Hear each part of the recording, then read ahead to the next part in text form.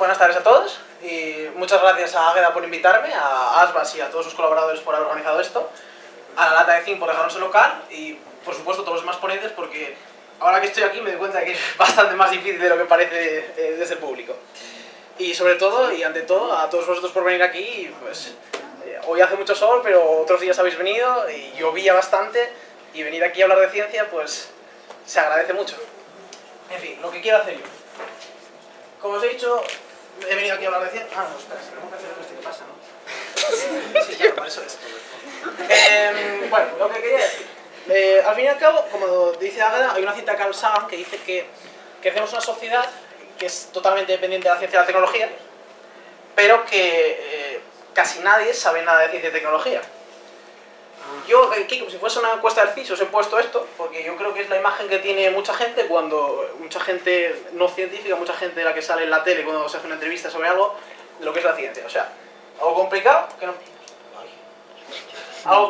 que no parece que tenga mucho sentido, sobre todo que tiene mucho que ver con matemáticas, y eso he visto que lo piensa mucha gente, y que básicamente no tiene ninguna aplicación directa en el mundo real. Y yo creo que esto en parte tiene que ver porque cuando nosotros estamos en el colegio, en la ESO, en bachillerato, en COU, o lo que sea que hayáis hecho cada uno, todo lo que se da sobre ciencia consiste en trenes que salen de Gijón y van a Madrid, y uno que sale de Madrid y va a Gijón y cuando se cruzan, o una bala que se tira desde un acantilado y a ver dónde cae, o bueno, lo peor de todo, planos inclinados y saber las fuerzas que actúan sobre algo. Una pesadilla verdadera. Horrible. Bueno, yo lo que quiero transmitir, y esta en realidad es la conclusión de mi charla, y aunque sea mi conclusión voy a seguir dándola, pero bueno, quiero darla ahora, es que como tenemos que mirar la ciencia es como algo así. La ciencia es algo que nos responde a dos preguntas muy importantes, que yo creo que tenemos casi desde niños, que es ¿cómo pasan las cosas? Y ¿por qué pasan las cosas? Y que en realidad las cosas abstractas y de matemáticas tienen su parte en el mundo, y de hecho a mí me gusta mucho y yo quiero dedicarme a algo relacionado con eso, pero que lo que tiene que llevarnos al fin y al cabo es a entender mejor las cosas que nos rodean. Y por otro lado, una cosa que es... la ciencia no tiene por qué ser complicada. Quiero decir, uno puede coger una cosa muy sencilla y añadir complicaciones y complicaciones y complicaciones y complicaciones y hacer algo muy complejo. También se pueden explicar las cosas de una forma muy sencilla y que puede entender cualquier persona sin problema. Por poner un ejemplo, esto que veis aquí es la fotosíntesis, que simplemente es todas las plantas cogen CO2 y lo convierten en oxígeno. Por favor, si conocéis a algún biotecnólogo, miradle a la cara mientras yo os digo que la fotosíntesis puede ser algo muy sencillo, porque probablemente pondré una cara de terror que no os podéis imaginar. Porque lo que es en sí la fotosíntesis es algo que se puede explicar científicamente cómo funciona y por qué, con cosas que podría explicarlo ahora mismo, en 15 minutos. Pero si se quiere saber realmente lo que pasa, hay que recurrir a teorías mucho más modernas, hay que recurrir a la mecánica cuántica, hay que recurrir a... ¿A qué hay que recurrir? Bueno, se lo preguntéis a ellos. Yo solo sé que hay que recurrir a la mecánica cuántica.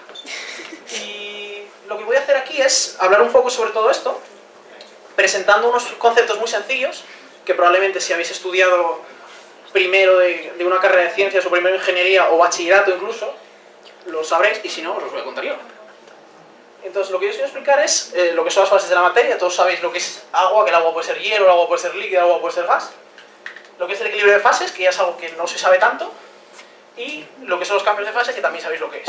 Pero yo voy a meterme un poco más sobre ello y voy a hablar un poco desde el punto de vista que tiene un científico. Ah, por cierto, no lo he comentado, porque no parece interesante. Bueno, yo estudio química, yo soy estudiante de química, así que voy a hacerlo desde mi punto de vista, que es desde el punto de vista de un químico. Veamos. Bueno, el hilo conductor de todo esto es porque yo voy a tratar de usar estos fenómenos para explicar dos cosas que me parecen bastante curiosas. La primera de ellas es cómo se hace la lluvia artificial. Porque vemos aquí esta noticia de que China es capaz de generar 50.000 millones de toneladas de lluvia artificial al año. Y yo entiendo que viviendo en Asturias, pues que no nos importa mucho, decimos que están locos estos chinos, pero evidentemente cuando no llueve se quiere que llueva. Igual que aquí, hace poco nevó en la universidad y yo salí como si tuviese 5 años a tirarme bolas con todos mis compañeros y un finlandés piensa que estoy completamente loco. Y yo lo entiendo. En fin, empecemos con la ciencia. El concepto básico de todo esto es que toda la materia, y seguramente esto ya lo sabéis, se puede expresar en función de un número de componentes fundamentales, que son los átomos. Bueno, los físicos de partículas tienen cosas más pequeñas, pero yo soy químico y yo me quedo con los átomos. en función de todos estos átomos se puede expresar cualquier cosa que exista en la materia, cualquier cosa que podamos tocar. No me meto con la materia oscura porque no es mi campo. Y, por ejemplo, si cogemos un átomo de hidrógeno, otro átomo de hidrógeno, y si lo pegamos a un átomo de oxígeno, tenemos una cosa que se llama H2O y que más comúnmente es agua. Y bueno, nosotros los químicos lo representamos un poquito más complicado con sus orbitales y sus cosas, y sus cargas parciales, estereoquímica, etc. Checkpoint 1. ¿Qué son los estados de la materia? Agua. Agua del mar. Esto es una foto de Eichreichenwald, que son las cuevas de hielo de Austria, creo que son las cuevas de hielo más grandes de Europa. Os recomiendo que lo visitéis, la verdad es que es una pasada. Esta foto es mía. Y esto es una TT haciendo té, como lo hago yo todas las mañanas porque soy un adicto al té. Entonces, ¿cuáles son las diferencias entre los distintos estados? Todos sabemos que el hielo lo cogemos y además de que está frío, está duro y siempre es un cubito. Tú coges un cubito de hielo, lo metes en un vaso, lo agitas y sigue siendo un cubito. Lo metes en una botella y sigue siendo un cubito. Vale. En cambio, coges el agua, la metes en una botella y tiene forma de botella. La pones en un vaso y tiene forma de vaso. Y luego ya si todavía la calientas más y la conviertes en vapor de agua, la metes en una botella, abres la botella y ya no tienes gas. Vale. ¿Por qué pasa esto? Nosotros decimos que entonces lo que pasa, mirándonos desde moléculas, pues aquí lo he pintado como bolitas porque si pongo todas las moléculas no estaría quedando la charla, seguiría pintando moléculas en el PowerPoint. Pero digamos que simplemente son moléculas que están pegadas unas a otras y que mantienen siempre la misma forma, como si fuese un cubito de hielo. Si nosotros calentamos, lo que pasa es que estas moléculas se empiezan a mover. Como se empiezan a mover unas sobre otras y ya no tienen una forma fija, o sea, ya no están pegadas, son como si fuesen muchísimas moléculas que están separadas y que se pueden mover libremente. Y todavía si calentamos un poco más, lo que pasa... vale, no está deformado, es la tela. Si calentamos un poquito más, lo que pasa es que todas estas moléculas empiezan a mover todavía más rápido, y como se mueven todavía más rápido, son capaces de superar la gravedad, y irse en todas direcciones. Y entonces, eso es lo que pasa, lo que decía antes, tú coges la botella de vapor de agua, la abres y ya no tienes gas, porque el gas se va en todas direcciones. Se dice que difunde. Y si lo dejas en un recipiente cerrado, ese recipiente cerrado va a adoptar su forma siempre. Y no es como el líquido que tú lo llenas hasta la mitad, sino que el gas siempre está ahí. Checkpoint número 1. Ya sabemos lo que son los estados de la materia y cómo los ve un químico, más o menos. Comentario muy importante. ¿Veis aquí? Sí. Que este vapor de agua tiene como una cosa un poco rara, o sea, es así como blanco.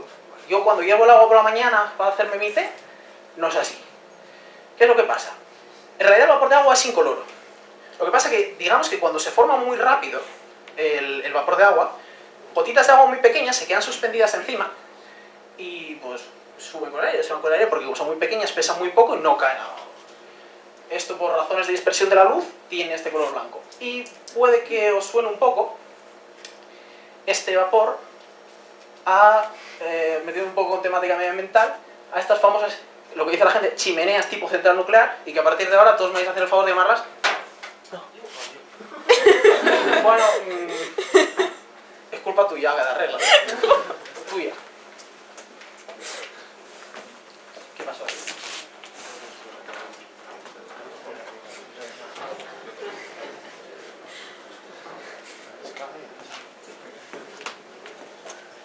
Bueno, pese al boicot que están haciendo contra mí las campañas Greenpeace y esta gente a la que me estoy criticando por ser ecologista, lo que estaba diciendo es que esto en realidad, a pesar de que todo el mundo dice las chimeneas de la central nuclear, la forma esa, que contaminan tanto. Bueno, en realidad estos son torres de refrigeración, porque lo que se hace en ellas es poner el agua en contacto con el aire y dejar que se evapore.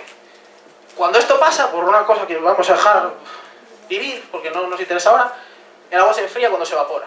Entonces esto se hace en las centrales nucleares, para que cuando ellos tienen el agua, tienen un reactor nuclear donde se hace una reacción y se genera muchísimo calor, y con agua de un río lo enfrían. ¿Qué pasa? Que si cogen el agua a 100 grados o a 90 grados o lo que esté y la devuelven al río, mueren un montón de pececillos inocentes, y para evitar eso, lo ponen en torres de refrigeración, dejan que se evapore y se enfríe, y el agua se enfría y todos somos más o menos contentos.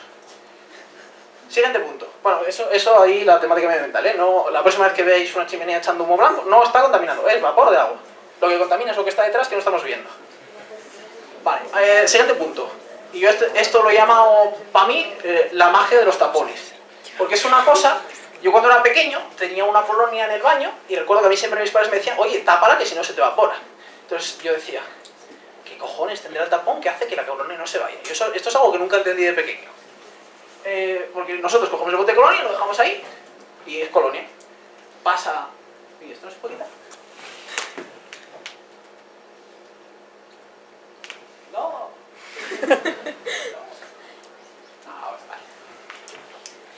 Lo dejamos ahí y lo dejamos 2 horas y hay menos colonia.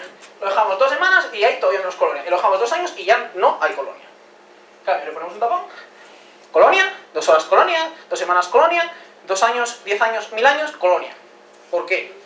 Bueno, ahora que soy mayor ya he encontrado la explicación y básicamente es que el agua se evapora. Vale, sí, bueno, eso ya lo he dicho, ¿no? Lo que pasa es que...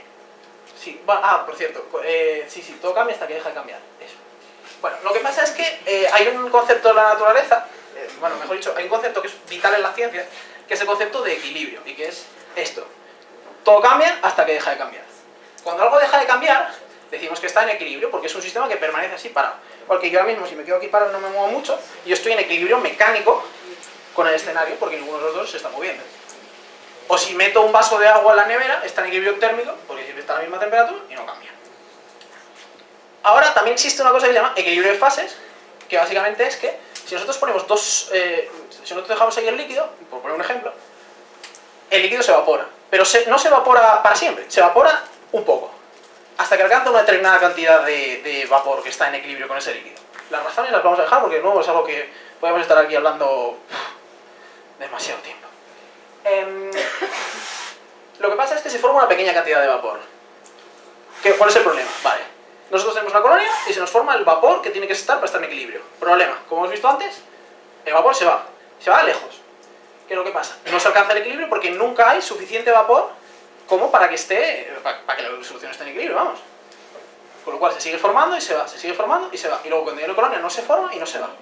En cambio, cuando tenemos el tapón, sí se forma, o sea, sí se alcanza el equilibrio. Hay una cantidad de vapor aquí y es suficiente para que esto esté en equilibrio, entonces ya no se evapora más. Sigue así, sigue así, sigue así, hasta el final de los tiempos, a no ser que nosotros le quitemos el tapón o lo rompamos o le hagamos algo. O sea, que rompamos el equilibrio.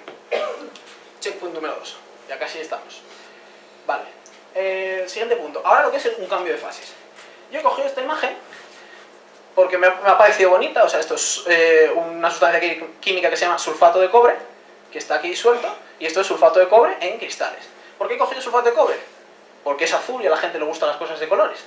Pero esto es lo mismo que podéis hacer en casa con azúcar, y de hecho yo lo hago cuando me aburro, y es la principal razón de que mi madre diga, ¿por qué este niño habrá estudiado química? Que tengo la casa llena de vasos con azúcar disuelto esperando que se me formen cristalitos así, y que pueden estar ahí meses y meses y meses y no se forma nada. Muchas veces, a veces sí se forma. ¿Qué es lo que pasa? Bueno, pues aquí nosotros tenemos el sulfato de cobre disuelto, decimos que está en una fase disuelta, vamos a llamarla disuelta para no complicar las cosas, y aquí está sólido. ¿Qué es lo que ha pasado? Bueno, primero lo tenemos disuelto, o sea, yo esto lo he puesto aquí como moléculas de sulfato de cobre, y por favor si hay algún químico aquí no me intente, que no venga a estrangularme. La disolución, que es, bueno, que sería, perdón, el disolvente, el agua, que son estas bolitas rojas. Uy, no se está oyendo nada de lo que hablo con el micrófono, ¿no? Sí. Vale. Entonces así lo dejaba y usaba las 2 manos para hacer gestos. Entonces todas estas bolitas azules se unen y se forma un sólido, que bueno, en este caso como digamos que es un cristal, y bueno, voy a decir que es un cristal porque es bonito, no me voy a meter en más cosas. Lo que pasa es que esto es un proceso bastante más complicado. De hecho, cosas de cambios de fase todavía son objeto de investigación hoy en día en ciertos campos. Por ejemplo, cambios de fase a alta presión y cosas así que tienen asociados ciertos problemas teóricos y todavía se siguen estudiando. ¿Qué es lo que pasa en este caso? Esto es para el caso concreto de digamos, la fase disuelta al sólido. Obviamente se puede hacer más cosas, luego lo veremos con el caso de las nubes, que es que se divide en 2 partes. Una parte se llama nucleación y la otra parte se llama crecimiento. Tienen que ocurrir las dos, si no hay nucleación no hay crecimiento, o sea, bueno, para que haya crecimiento tiene que haber nucleación. ¿Y qué es lo que pasa? Lo que pasa es que todas estas bolitas que están por ahí, las bolitas que habíamos visto que están rodeadas de bolitas rojas y que están por ahí moviéndose, y un momento que chocan entre sí, y hace una bolita más grande.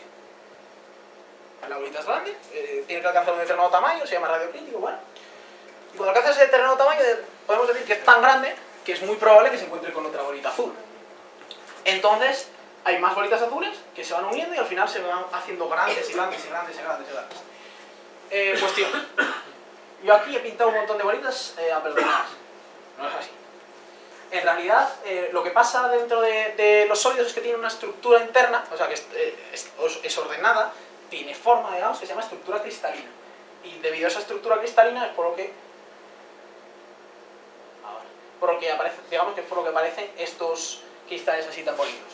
Y os digo que esto lo podéis hacer en vuestra casa, es cogéis agua, la hervís, disolvéis azúcar hasta que no podéis más, y lo dejáis en la nevera y se forman cristales tarde o temprano, más tarde que temprano.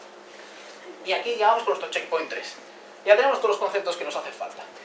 Ahora, digamos, ahora vamos al problema. Ya tenemos los conceptos científicos y abordemos el problema que nos interesa estudiar, que es por qué, no ya por qué hace la lluvia artificial, sino cómo y por qué sucede. El cómo.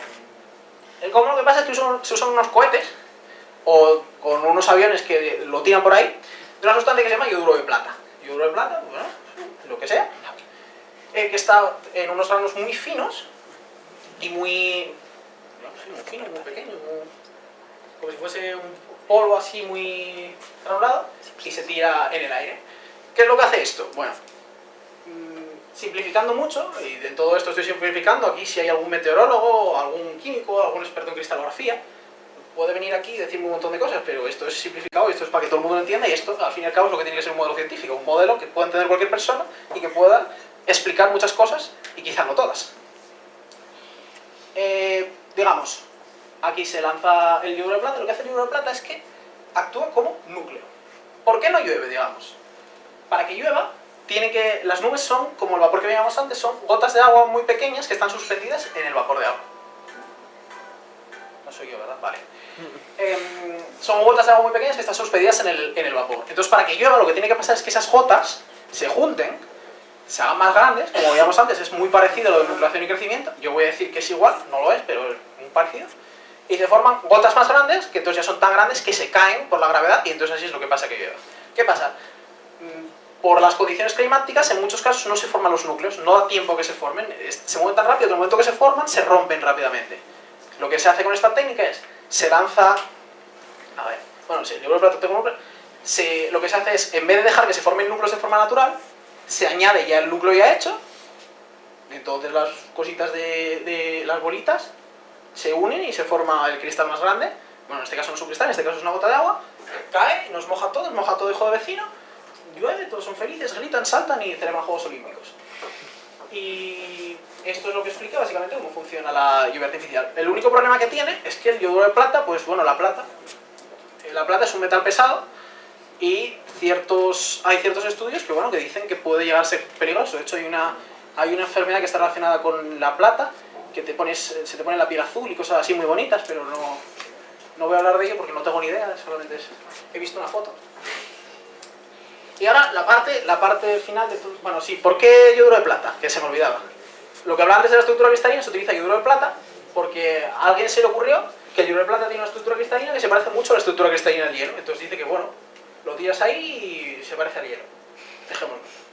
Ahora la parte que nos interesa a todos, y que a mí es lo que más interesante me ha parecido cuando preparé esta charla. ¿Qué es? ¿Hay alguien de aquí que no tenga un móvil? No, vale. Bueno, pues yo creo que ahora que todos tenemos un smartphone, o un móvil, no sé si todos tenéis smartphone, hay una cosa muy rara que pasa con las baterías, que parece que se acaban demasiado rápido.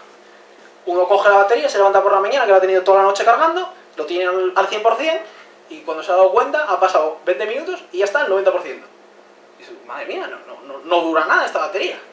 Aparte de porque que la pantalla tenga mucho brillo, aparte de que tenga los datos activados, aparte de todas las cosas que pueden gastar la batería, todo esto que hemos visto ahora permite explicar por qué de repente, y sin ton ni son, la batería baja del 100% al 90% sin que nos demos cuenta y sin que hayamos hecho nada.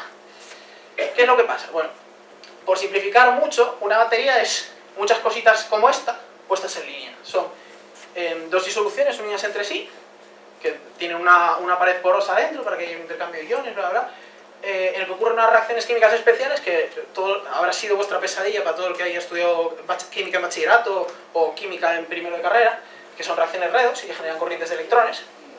Y utilizando esa corriente de electrones se genera una corriente eléctrica que luego se lleva al dispositivo por el que se use. Lo que pasa es que al recargar las baterías, en muchos casos se hace que en los pequeños poros de los electrodos se formen cristales. Bueno, no se ve muy bien. Se forman unos cristalitos aquí en la superficie del electrodo, y como se forman esos cristalitos, pues entonces la disolución, el liquidito, el electrólito, donde está, que es la disolución catódica y la disolución anódica, no entran bien en contacto con el electrodo, y entonces la diferencia de potencial que hay, el potencial que se genera, es distinto. Y yo esto aquí lo he simbolizado porque la flechita esta queda tapada, podéis imaginároslo. ¿Y qué es lo que pasa esto? Bueno, pues los móviles, para analizar la batería que queda, lo que hacen es analizar la dirección de la diferencia de potencial que hay entre los bornes de la batería. Como pasa esto, al principio detectan que hay un cambio más rápido y entonces de repente la batería baja del 100% al 90% y no hemos hecho nada. Luego, estos cristales se vuelven a disolver porque tiene que haber un equilibrio y puede haber una máxima cantidad del electrolito disuelto en la disolución, y tenemos la batería tiene exactamente la misma carga, sigue siendo igual de poca, pero esto explica por qué de repente todo baja. Y creo que con eso ya está todo. Sí, ya está todo. Muchas gracias.